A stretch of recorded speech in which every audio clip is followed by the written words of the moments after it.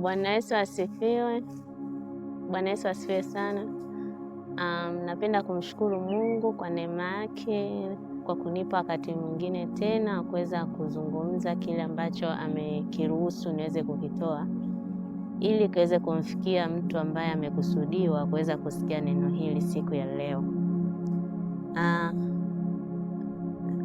Leo naomba tutafakari kidogo kuhusiana na uhalisia wa mwanadamu na maisha halisi anayoishi kila siku.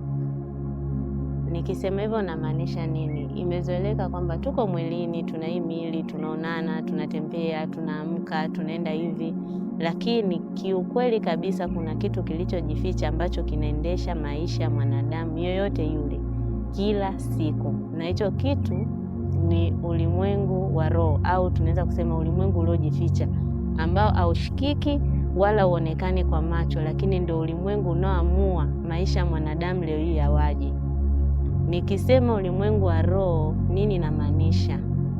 Ninamaanisha ni ulimwengu ambao uko kina, umejificha, na mara nyingi ulimwengu unaweza kusema kuna watu wanauona kwa maono, kuna watu wanauona kwa njia ya ndoto, kuna watu wanauona katika mawazo halisi ya mwanadamu, fikra, lakini sio kitu unachoweza kushika, ila ndio chenye nguvu kubwa cha kuamua maisha yako leo yawaje. Kama ulimwengu wako wa roho umeharibiwa, maisha huku chini yanakuja ya huku nje ambayo sasa ndio yanaonekana ya kibinadamu yanakuja kuamliwa na yale matokeo ya ulimwengu wa roho.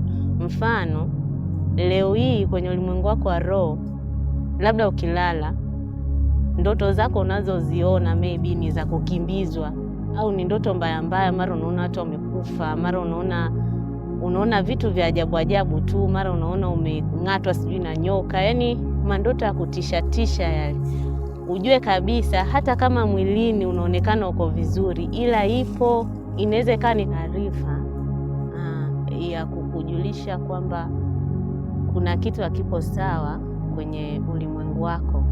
Na kwa kuwa tumesema kwamba ulimwengu wa roho ndio unaoamua maisha yetu ya nje haya tunayoyaona kwa macho yaendaje, kwa hiyo hicho kitu ambacho hakipo sawa ni kitakupata tu, iwe ni miaka ijayo, iwe ni miaka gani, kama sio wewe basi kizazi chako.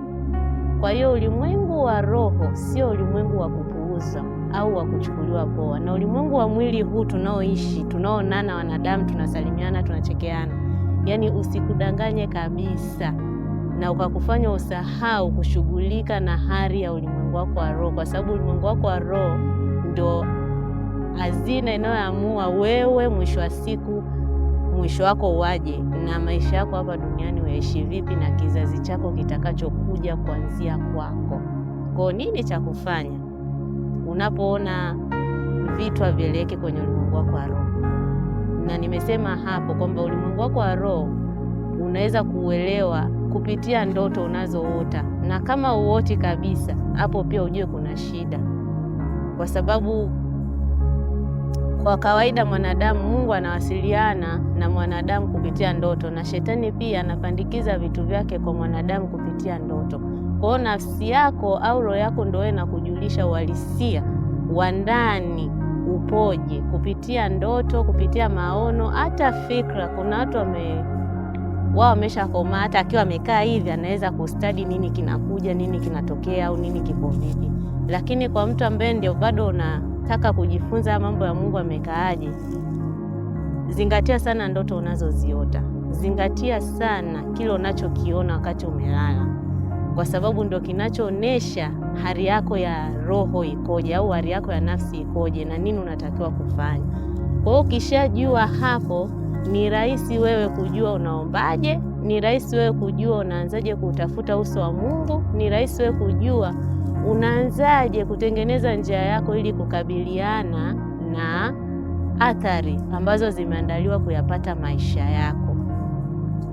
Kwa hiyo ninachoweza kusema ni kwamba wewe kama mtu ambaye uko kwenye dunia, usiupuuze kabisa ulimwengu wako wa roho.